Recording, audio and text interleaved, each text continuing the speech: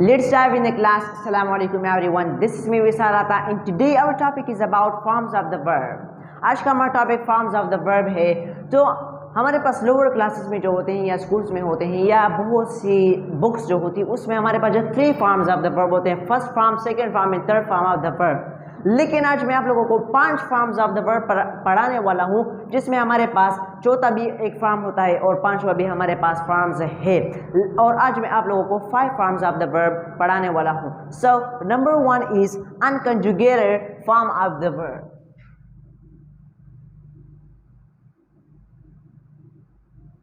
Unconjugated form of the verb. Unconjugated form of the verb को हम first form of the verb भी कह सकते हैं या रूट फॉर्म भी कह सकते हैं या फंडामेंटल फॉर्म भी हम इसको कह सकते हैं या हम इसको simple form of the verb भी कह सकते हैं। तो unconjugated form of the verb को हम first form of the verb और fundamental form of the verb और root form of the verb और simple form of the verb कह सकते हैं या उसको हम unconjugated form of the verb कह सकते हैं। जो दूसरा हमारे पास फॉर्म ऑफ द वर्ब है वो है conjugated form of the verb. क्या? Conjugated form of the verb। अब ये unconjugated form of the verb को हम second form of the verb भी कह सकते हैं या हम इसको past form of the verb भी कह सकते हैं। फिर हमारे पास तीसरा जो फॉर्म है उसको हम कहते हैं super conjugated form of the verb. Conjugated form of the verb. अब ये जो होता है ये हमारे पास third form of the verb होता है। क्या? Third form of the verb. अब लोअर बुक्स और लोअर क्लासेस में हमारे पास जस्ट ये 3 फॉर्म्स ऑफ द वर्ब होते हैं, जस्ट ये 3 फॉर्म्स ऑफ द वर्ब होते हैं और उनके जो नाम होते हैं वो जस्ट ये होते हैं, same first form of the verb, second form of the verb और third form of the verb. लेकिन आज आप लोगों ने इसके और नाम भी सीख लिए हैं कि first form of the verb को हम unconjugated form of the verb भी कह सकते हैं, second form of the verb को हम कंजुगेटेड फॉर्म भी कह सकते हैं और थर्ड फॉर्म को हम सुपर कंजुगेटेड भी कह सकते हैं। इसी के साथ आपने बहुत ज्यादा नाम सीख लिए हैं जो कि हमारे पास first form of the verb को हम रूट भी, फंडामेंटल भी और सिंपल भी और अनकंजुगेटेड भी फॉर्म ऑफ द वर्ब कह सकते हैं। तो इसमें आप लोगों ने और नाम भी सीख लिए हैं। तो लोअर क्लासेस में जस्ट ये 3 फॉर्म्स ऑफ द वर्ब होते हैं और उनके जो नाम होते हैं ये होते हैं first form, second form, third form. अब fourth form of the verb को हम क्या कहते हैं? Derivational form of the verb. क्या? Derivational form of the verb. अब इस derivational form of the verb को हम इस तरह कह सकते हैं कि ये verb ING form of the verb होता है। मींस ये हमारे पास fourth form of the verb होता है। वर्ब आईएनजी मींस के वर्ब के साथ हम आईएनजी लगाएंगे, उसको हम फिर क्या कहेंगे? डिराइवेशनल फॉर्म ऑफ द वर्ब। अब हमारे पास एक दूसरा भी है जिसको हम कहते हैं inflected form of the verb. क्या? Inflected form of the verb. अब ये जो inflected form of the verb होता है इसमें हमारे पास वर्ब के साथ एस या एस या आईएस लगाएंगे। किसके साथ? वर्ब के साथ। तो जब भी हम एक वर्ब के साथ एस, ईएस और आईएस लगा लेते हैं तो इसका मतलब क्या हुआ? इसका मतलब ये हुआ कि ये inflicted form of the verb है। अब हम इनको यूज किधर करेंगे? फॉर एग्जाम्पल मैं कहता हूं वर्ब क्या होता है।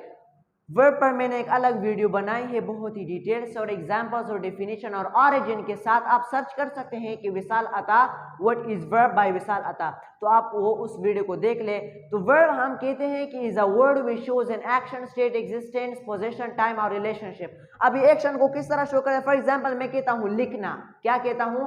लिखना। अब लिखना जो है हमारे पास, इसको हम इंग्लिश में कहते हैं राइट। अब राइट एक वर्ब है। क्यों वर्ब है? क्योंकि यह हमें एक एक्शन को शो कर रहा है। मीन्स मैं लिखाई कर रहा हूं तो मैं एक्शन कर रहा हूं और उस लिखाई को हम इंग्लिश में कहते हैं राइट, जो कि हमारे पास एक वर्ब है। अब ये जो राइट है ये कौन सा फॉर्म ऑफ द वर्ब है? ये unconjugated means first form of the verb है। तो इसमें एग्जांपल में हमारे पास आ जाएगा राइट। अब ये जो राइट है ये हमारे पास फर्स्ट फॉर्म और unconjugated form of the verb है। जब भी हम सिंपल प्रेजेंट टेंस में जुमले बनाते हैं उसमें जब हम वर्ब लगाएंगे तो हम unconjugated form of the verb लगाएंगे। फॉर एग्जांपल मैं कहता हूं आई डैश अ लेटर। अब इधर मैं एक खत लिखता हूं आई राइट अ लेटर। क्या? I write a letter. तो अब ये हमारे पास सिंपल प्रेजेंट टेंस का एक जुमला है। क्यों? क्योंकि इसमें आईएनजी नहीं होती है और इसमें अपने अपने स्ट्रक्चर्स भी होते हैं, जो कि दो स्ट्रक्चर है, एक एसईएस आईएस वाले होते हैं और एक ये स्ट्रक्चर होते हैं। तो अब इस सिंपल प्रेजेंट टेंस में हम ये unconjugated form of the verb लगाएंगे, वो भी अगर इधर हमारे पास थर्ड पर्सन प्रोनाउन न होते हैं। इधर अगर हमारे पास आई वी यू दे होते हैं, ही शी इट नहीं होते, फिर वो भी आपको बताऊंगा कि क्या है उसमें। तो जब भी हमारे पास इधर आई वी यू दे आ जाए उसके साथ हम क्या लगाएंगे? Unconjugated form of the verb लगाएंगे, मीन्स फर्स्ट फॉर्म या root form of the verb लगाएंगे। लेकिन जब भी हम पास्ट में बात करते हैं, एक फ्यूचर होता है मुस्तकबिल को कहते हैं, एक प्रेजेंट होता है और एक पास्ट होता है जो कि गुजरा हुआ जमाना होता है। जब भी हम गुजरे हुए जमाने के बारे में बात करते हैं तो हम उसमें सिंपल पास्ट टेंस इस्तेमाल करते हैं। क्या? Simple past tense. तो जब भी हम सिंपल पास्ट टेंस में जुमले बनाएंगे उसमें अगर हम वर्ब पुट करेंगे तो वो जो वर्ब होगा उसमें हम conjugated form of the verb लगाएंगे, means second form of the verb लगाएंगे। तो अब इस राइट का जो second form of the verb है वो है रोट। क्या है? रोट है। अब मैं कहता हूं आई रोट अ लेटर। तो अब इधर मैंने रोट लगाया, मीन्स के मैंने खत लिखा था, अब नहीं लिखा।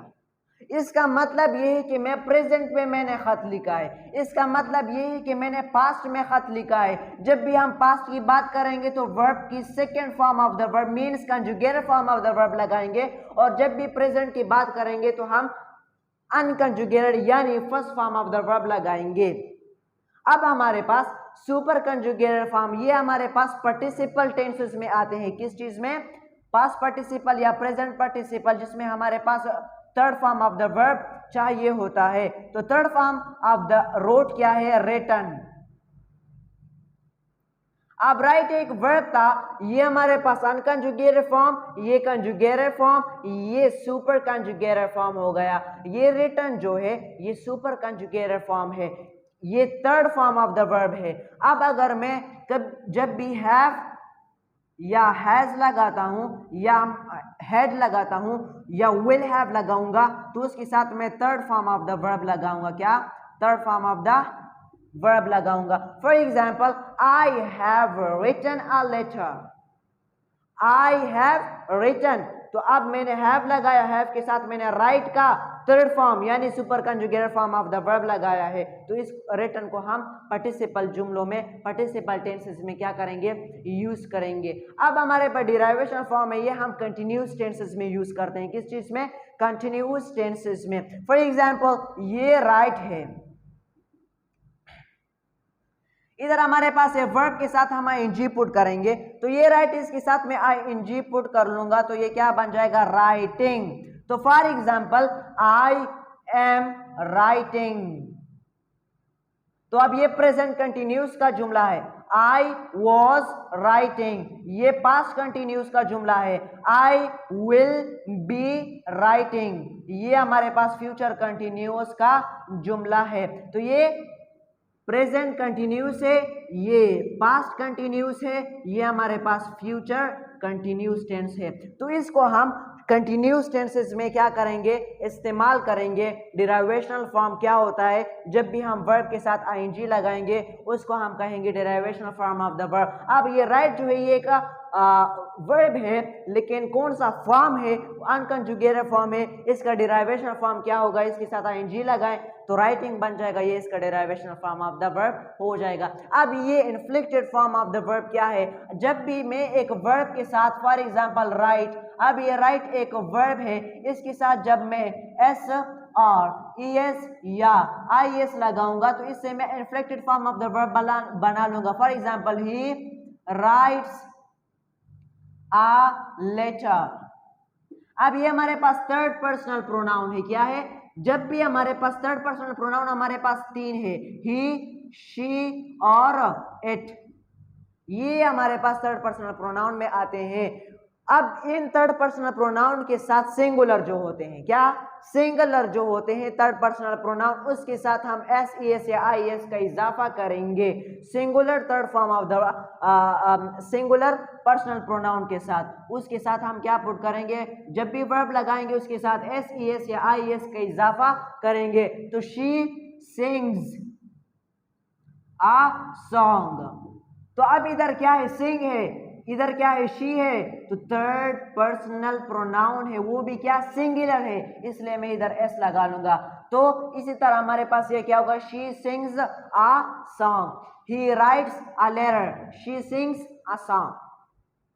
अब ये हमारे पास inflected form of the verb हो गया, क्यों, क्योंकि हमने इसके साथ एस ई एस या आई एस का इजाफा किया है। इसी तरह हमारे पास प्लेज और बहुत से हमारे पास वर्ब है जिनके unconjugated, conjugated and derivation form of the verb, super conjugated form of the verb, inflicted form of the verb होते हैं। तो अब इधर हमारे पास अनकंजुगेटेड फॉर्म में फॉर एग्जांपल मैं कहता हूं स्पीक, तो फिर इसका सेकंड फॉर्म क्या हो जाएगा, स्पोकन, स्पोक, और इसका जो third form of the verb होगा वो होगा स्पोकन। इसका जो derivation form of the verb होगा वो होगा स्पीकिंग, क्योंकि स्पीक हमारे पास वर्ब है, इसके साथ मैं आईएनजी को पुट करूंगा, उससे हमारे पास derivation form of the verb आ जाएगा। अगर हम इन्फ्लेक्टेड की बात करें तो इधर मैं लगाऊंगा स्पीक्स, इसके साथ एक एस को बढ़ाऊंगा और इससे क्या बन जाएगा, inflicted form of the verb बन जाएगा। इस तरह हमारे पास बहुत ज्यादा है। फॉर एग्जाम्पल मैं कहता हूँ प्ले, अब जो प्ले है ये हमारे पास unconjugated means first form of the verb है, इसका सेकेंड फॉर्म हमारे पास प्लेड है, और जो सुपर कंजुगेटेड है वो भी एक प्लेड है। डेरिवेशन फॉर्म हमारे पास प्लेइंग है, प्लेइंग, और इसी तरह हमारे पास इन्फ्लेक्टेड फॉर्म क्या हो जाएगा, प्लेज,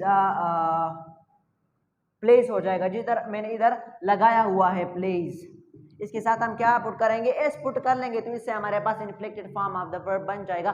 तो ये हमारे पास सारे फॉर्म्स ऑफ द वर्ब है। सो today I have taught you 5 forms of the verb. Number 1 was unconjugated form of the verb, conjugated form of the verb, superconjugated, derivational and inflected form of the verb. 5 form of the verb है, इसको अच्छी तरीके से याद कीजिए और उम्मीद करता हूँ कि आपको मेरी वीडियो पसंद आई होगी। Thank you very much, thank you.